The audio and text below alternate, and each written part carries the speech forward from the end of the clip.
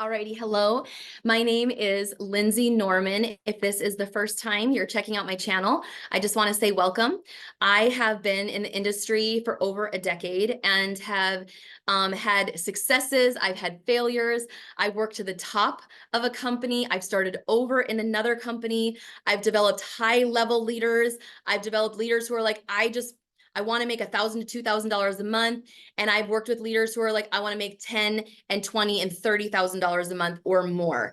So it's been a privilege really to share some of my thoughts on how you develop leaders on this channel. And I hope I can continue to bring value to wherever you are at in network marketing, or as you're looking at network marketing as a potential place for business. One of the things that I really focus on is how to develop leaders.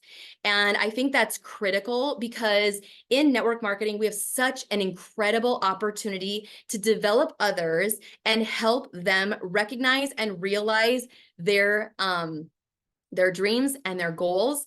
And so much of being able to do that is developing leaders. So today's topic is, am I developing leaders or am I developing followers? So I'm going to give you some things to think about today to kind of assess how you lead and with what tools you're using, and really how you're looking at your leadership versus other people that you're working to lead, to just assess, okay? So I'm going to give you kind of a list, all right? Let's start with, you're creating followers if, okay? You're creating followers if you make all of the tools and resources for your team, okay? Number two, you're constantly telling people what to do and how to do it. Now, I should put a pin in this really quick and say, if you're working with somebody starting out, whether they're new into the industry or they're an established leader, we know at the beginning, there's always a training period. I'm not talking today about the training period. During a training period, we know that people are getting trained and equipped, and essentially you're working with them and developing them on how the business works. So you're going to be doing more on like telling them what to do and how to do it at the beginning as they establish an understanding for the business, for the product, for the comp plan and all of that. So I'm really removing that piece, that kind of that starting out for leaders. I'm not talking about that. I'm talking about the people who have been around for at least 4 to 6 months or longer and how you are leading them. So you're creating followers if you are creating all of the tools and resources for them. You're also creating followers and if you are constantly telling them what to do and how to do it. Number 3, you are creating followers if you are making decisions for your team. This is the customer thing you need to run. This is the opportunity event you need to run. Anytime you're making decisions for your team, yes, you are going to do this. You're not giving them the option to opt out. Like, if you are making decisions for your team, you are creating followers. You are not creating people who are able to think through their business and make decisions according to their own desires for their business. Okay. So number 3. Number 4, you are creating followers if you are treating everyone exactly the same. Ooh, that's a big one.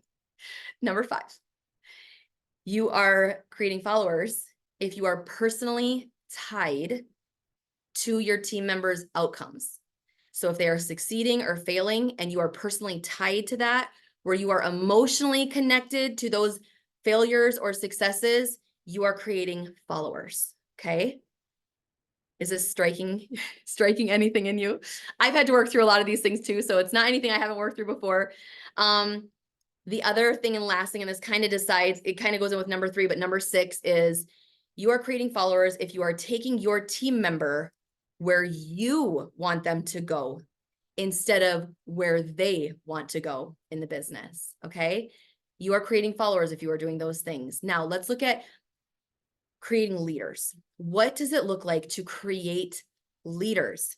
You are creating leaders if you leave space for your team members to succeed or fail. You are creating leaders if you ask a lot of questions. And I contrast that by saying, instead of telling them what to do and how to do it, you're asking them questions. What do you think is a good way to move forward? What do you see are the roadblocks? What do you find might be some good solutions? What are your thoughts on X? Okay, so you're creating leaders if you're asking questions. Number 3, you're creating leaders if you recognize and value diverse skills, talents, strengths, and experiences. So when you scan the people that you're working with in your organization, do you understand that every single one of them is wired differently? And because of that, their businesses are all going to look differently. You don't want to treat them the same. You want to meet them where they're at in their skill sets, their strengths, their talents, their experiences, and equip them and develop them from that place, which means you're working with people more one-on-one instead of always as a collective. All right. You're creating leaders if you allow them freedom in how they want to build the business. Ooh, that might mean it might not look like how you do it. Okay. All right. You're creating leaders if you are unattached to their outcomes. Okay. So basically, if they succeed or fail, I talked a little bit about this in number 1, like you're leaving space for them. Not only are you leaving space for them to succeed or fail, you're emotionally unattached. Now, does that mean you don't care? Of course you care. Of course you care if they succeed or fail, but it's not on you, right? You're not so emotionally tied or relationally tied to the outcomes that you need to control the outcomes, right? So you're unattached to their outcomes as a leader. And then number 6, ooh, this is a good one. Last one. You are creating leaders if you go with them in the business where they want to go, not where you want to go. Okay. So I think this is one of the most critical pieces to multiplication on your team, to developing leaders. We want to develop leaders, not followers. Ultimately, I know what you probably hear from your team members is like, can you make this for me? Is there a resource for that? I don't want to create that. Or perhaps you hear, just tell me what to do and I'll do it. And while I do think that there is a time and a space to be like, yes, let me create this for you, I also think there's a time and a space where you enter into that insecurity or perhaps that place where they haven't been developed yet. And you say, you know what, let me come into this space with you and let's do it together. I want your input here. I'm going to ask you some questions along the way. I want you to own this. I'll meet you here, but I'm not going to do it for you. And I'm not going to tell you what to do and how to do it. And I'm not going to be attached to your outcomes. So you actually have the freedom to build what you want to build in the way that you want to build it. And I'm going to be here along the way to ask you questions, to encourage you, and to really try to bring out your strengths and your skills and your experience that you have to create the business that you want to create. That will create multiplication in your business. Woo, mosquitoes.